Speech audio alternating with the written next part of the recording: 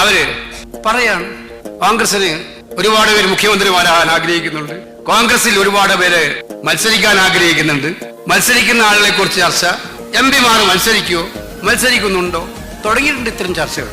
ഇതിന്റെ ഉറവിടം കോൺഗ്രസ് അല്ല.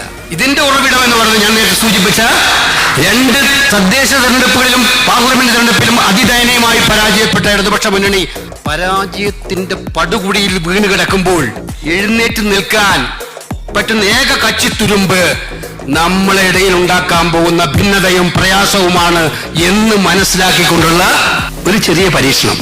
പിണറായി വിജയനോടും BJP നേതാക്കളോടും പറയാനുള്ളത്, ആ കട്ടില് കണ്ട് പനിക്കണ്ട എന്നുള്ള തന്നെ. ഇവിടെ നിന്ന് നാളെ നിന്ന് പിരിഞ്ഞു പോകുന്ന എഴുതി വെച്ചോ.